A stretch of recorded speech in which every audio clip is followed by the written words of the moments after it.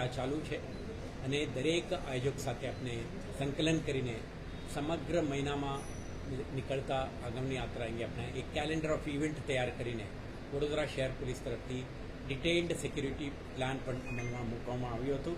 ગઈકાલે એક નિર્મલ પાર્ક બાલ યુવક મંડળ જે ગણેશ આયોજકો છે એમના દ્વારા એક ગણેશને લઈને કિશનવાડીથી નીકળી ઓલ્ડ પાનીગેટ પોલીસ સ્ટેશન થઈને જે આપણે સિટી પોલીસ સ્ટેશન જ્યુરિસ્ડિક્શનમાંથી નીકળતા હતા ત્યારે એક ઘટનાક્રમ બન્યું છે. એમાં જે અલેજડ ઇન્સિડન્ટ ઓફ એક ઈંડાનું ત્યાં અટેક થયા હોવા અંગે આપણે ડિટેઇલ્ડ ઇન્ફોર્મેશન મળી હતી.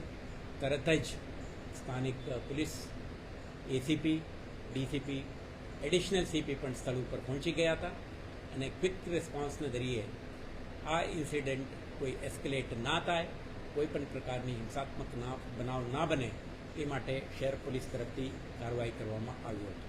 તે પછી જે આખા યુવક મંડળના ટીમને અને ગણેશને ત્યાંથી આપણે સુરક્ષિત રીતે બહાર કાઢવામાં આવ્યો હતો અને કોઈ પણ પ્રકારની હિંસક બનાવ ના બને તે અંગે પૂરતી કાળજી પણ રાખવામાં આવ્યો હતો. આ બનાવ અંગે સિટી પોલીસ સ્ટેશનમાં એક એફઆઈઆર પણ નોંધીને તપાસ હાથ ધરવામાં આવી છે. ઇનિશિયલ સસ્પિશનના આધારે, ઇનપુટના આધારે આપણે લગભગ 8 ઇસમોને પૂછપરછ માટે આપણે લીધી છે. હાલમાં લોકલ પોલીસ, ડીસીબી, એસઓજીના ટીમ સંયુક્ત ઇન્ટ્રોગેશન કરીને આવા તત્વોને આઈડેન્ટિફાઈ કરીને એમને ટાર્ગેટ કરવા માટેનો આ પ્રયાસ ચાલુ છે. સાથે સાથે આપણા મળેલ ઇન્ટેલિજન્સના આધારે સમગ્ર વિસ્તારમાં આપણા એક સર્ચ ઓપરેશન પણ પ્રગતિમાં છે. જ્યારે આ કાર્યવાહી આપણે થઈ રહ્યું છે, પૂર્ણ થયેથી તમને વધારે વિગત આપવામાં આવશે. પરંતુ ઘટનાના પરિપ્રેક્ષ્યમાં શહેર પોલીસ દ્વારા કરવાની થતી immediate response, registration of criminal cases અને આના પરિપ્રેક્ષ્યમાં જે investigative exercise two identify, isolate and target criminals, આ કાર્યવાહી છે. શહેર પોલીસ દ્વારા આવા એલિમેન્ટ્સને કોઈ પણ સંજોગોમાં સહન કરવામાં આવશે નહીં અને એમને આઈડેન્ટિફાઈ કરીને અપ્રોપ્રિએટ પોલીસ એક્શન લેવામાં આવશે. અને આજે જે કંઈ ગણેશ આગમન યાત્રાઓ છે આ પણ શાંતિપૂર્ણ રીતે સંપન્ન થાય તે અંગે આપણા જે બંદોબસ્ત છે અને પણ વધારે સતર્ક કરી છે.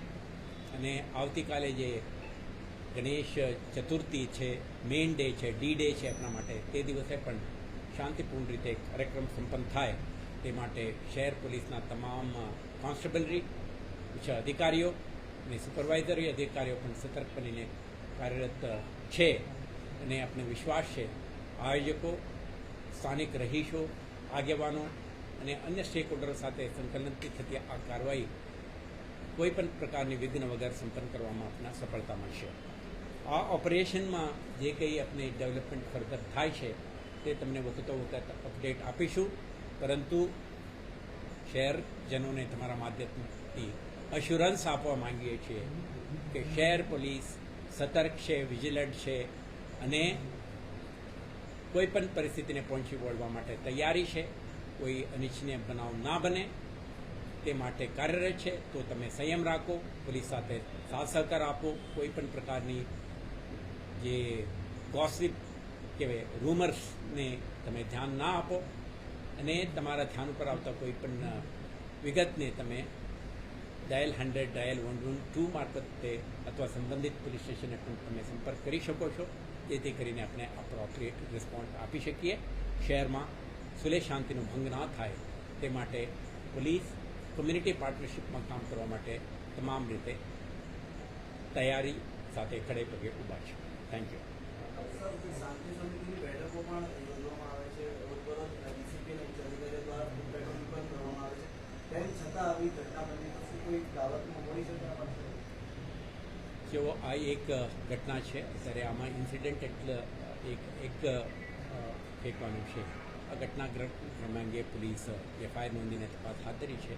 આજની અત્યારે જે તબક્કે આપણે બેસીને સંવાદ કરી રહ્યા છે ત્યારે અત્યારે આ અંગે આપણે કમેન્ટ ના કરી શકીએ. જ્યારે તપાસમાં પ્રગતિ થશે અને પોલીસ દ્વારા વધુ વિગત મેળવીને આરોપીને આઈડેન્ટિફાઈ કરીને ટાર્ગેટ કરવા સુધીની કાર્યવાહી થશે, આ અંગેનું ડેવલપમેન્ટ તમને બ્રીફ કરીશું. પરંતુ અત્યારની તબક્કે એવો માનવાના કોઈ કારણ નથી. આમાં કોઈ મોટી ષડયંત્ર છે. આપણે વિશ્વાસ છે કે આવતા ગણતરીના કલાકોમાં આપણે સફળતા મળશે અને અપડેટ તમને આપીશું.